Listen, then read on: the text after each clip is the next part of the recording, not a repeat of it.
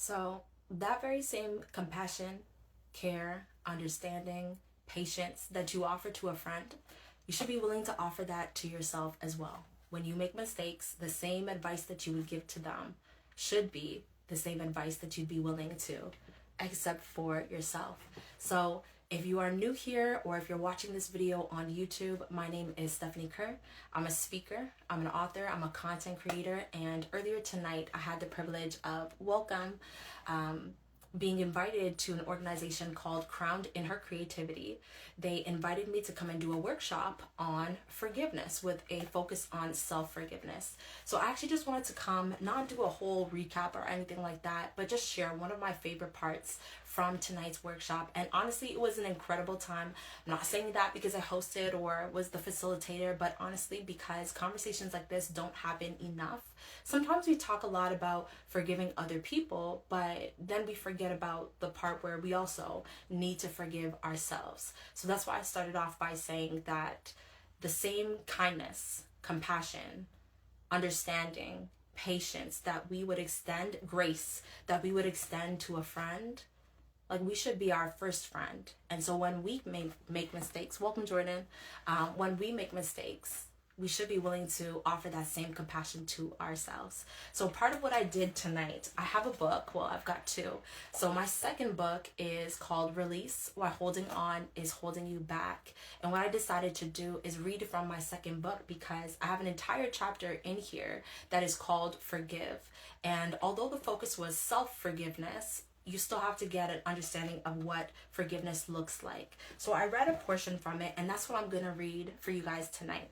I know it's like super late. I don't normally do lives this late, and I haven't even done lives for a while. But right where I started reading in the book, there's two friends, and they are sitting in the pottery studio of one of the two friends, and that's where we find this conversation unfolding. All right, so if you guys are ready, just put like ready in the chat. We're gonna go ahead and get started. This is about like 2 pages that I'm gonna read, comment on this real quick, and then say goodnight. Okay, so the two friends were sitting in Kamsa's performance and pottery studio. It was the perfect place for this conversation to be unfolding. So many over the years had not only laid themselves bare on the stage as they shared their raw and honest thoughts and experiences in pieces shared from the heart. Without knowing how or why, people would find themselves boldly undressing their lives for complete strangers to see, feel, hear, and experience. And others had come in wondering how they would fare in a pottery class and had left feeling completely seen and affirmed that anything could be breathed into and turned into something worthwhile. Cam would often tell her pottery students, if you think you made a mistake, I want you to know you're thinking too small. I'm going to read that line again. So this is what she would normally tell her students. If you think you made a mistake, I want you to know you're thinking too small. There's no mistakes here. Simply take the clay and begin molding again. The most phenomenal pieces, inventions, creations often come from what someone had initially thought was a huge mistake. This mound of clay is you. It's your life. Waving her hands in the air dramatically, she announced, and class, if there's something that did not go as planned, guess what? The wheel is still turning. So let's create something new. Her smile was always so warm and genuine that it would make even the coldest hearts, those that had been numb for years, feel something tangible. She had a way about her, a beautiful ability to put anyone at ease. Kamsa smiled at her friend, while simultaneously deciding to go and sit beside her on the sofa. Placing her arm around Lisa's shoulder, she said, "It's okay to cry. It's the release you've been waiting for." With that, almost as if she had been waiting for someone, anyone, to tell her it was okay to not be okay, Lisa began sobbing. I just, blubbering through her tears, she managed to finally string a few words together. I don't know what I did to deserve all of this. Turning her head to the right, Kamsa waited a few seconds before she replied. The beginnings of a furrow in her brow, she inquired, "And What makes you think you did anything to deserve any of this?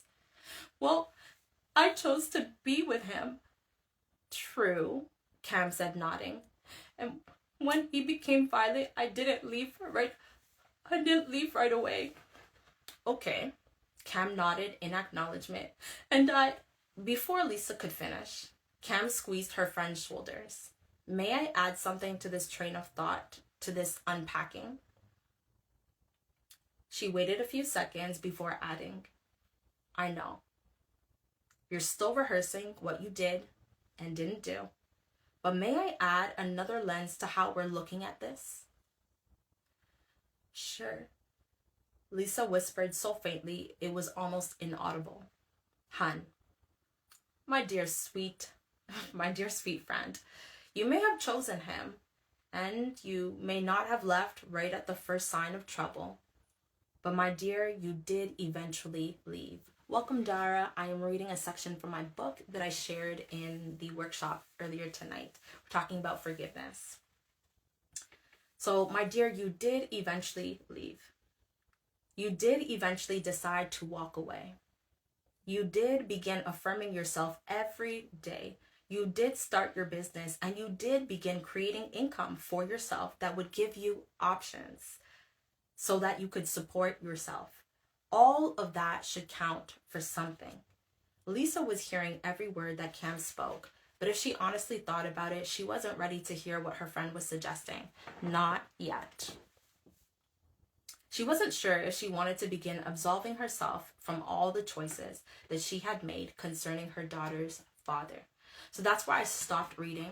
If you continue reading, or if you already have a copy of the book, then the next section over, you see an actual moment where there's like violence within the relationship, and that's part of what she is struggling to forgive herself for, or just struggling to get past. But the definition that I shared tonight for self-forgiveness was this: it's a process. It's a process of accepting past mistakes, taking responsibility for them, and letting go of negative feelings of guilt, of shame, and self-blame. And I shared a super simple definition of guilt and shame and like the difference between the two. I'll share it right now. So guilt can often sound like I did something wrong, whereas shame sounds like I am wrong. So the very same scenario could take place for somebody. They could, blow up at a parent and later on regret it. They could, not be paying attention at the wheel and an accident could happen. And let's say somebody got hurt in the accident. Let's not say that they died, but they got hurt and they could be struggling to forgive themselves. So guilt in that moment would sound like I did something wrong, which is true. But should have been paying attention. But shame sounds like I am wrong. Like there's something wrong intrinsically with me as a person. So either way, those are not emotions that we want to continue holding on to. So during the workshop, I provided just some questions that people can go through, just some ways to be able to find out, like distill, move from the top thought that is an issue or a challenge and get down to what the truth is. But again, after I had read this section, I invited all the girls to brainstorm, and I left them with this question. And I said, if Lisa was your friend, like the person in the character that we just read about, if that was your friend, what would you tell her? And they had such beautiful things to say. For example, like keep moving forward, or don't let somebody else's opinion of you or their actions dictate your understanding of your own self-worth, right? They just had such beautiful things to say. And then I flipped it and I said, ladies, the next time that you are invited by life to forgive yourself, talk to yourself the same way you would have talked to a friend who was in the very same situation. So that is what I wanted to leave you guys with tonight. I don't know if you guys have any questions, any thoughts, anything like that, but I just wanted to very quickly just come and share. The workshop was amazing. Oh, I'm actually going to put this as a poll to ask you guys if you'd be interested if I offered this workshop, because I honestly had a lot of fun talking about this particular topic of forgiveness with the focus of self-forgiveness. So let me know if you would actually sign up for a class or sign up up for a workshop, and I will definitely take into consideration what you guys say. But I wanted to leave that with you guys tonight, that it is a process sometimes of forgiving ourselves. We do have to accept the fact that we showed up in some capacity to make the decision that we made, but we don't have to continue walking around with the guilt and the shame. And I shared with them an experience I had years and years and years ago. I won't even get into it, but what I will say is the person came up to me and said, I feel like God is saying Romans 8 verse 1 over you. And if you're not familiar with that, it's a passage from the Bible, and it simply says that there is therefore now no condemnation to them that are of Christ Jesus, who walk not according to the flesh, but according to the Spirit. And so I just simply shared with them that in that moment, someone, they brought it to my attention that whatever I was feeling badly about, I didn't have to walk around with it forever. And so tonight, I just wanted to come and tell someone, no matter what it is, you do not have to walk around with it forever. It doesn't have to be a weight that you hold on to forever. You can give it to God, and God can definitely hold on to it for you. So that is what I wanted to come share with you guys tonight, and I hope that you had beautiful days. I will put that poll question in the description so you guys can vote and let me know. But if you don't already have a copy of Release, or if you do, get it for somebody else. Get it for somebody who needs to release. Get it for someone who is holding on to the past or doesn't yet see the beauty of letting things go. Because there is so much beauty in letting things go. So my name is Stephanie Kerr, and I want to thank you so much, because it seems like you guys are, you're processing. I don't see too many comments. So I will say good night, and I will see you probably on the next live or the next time I pop up on this platform.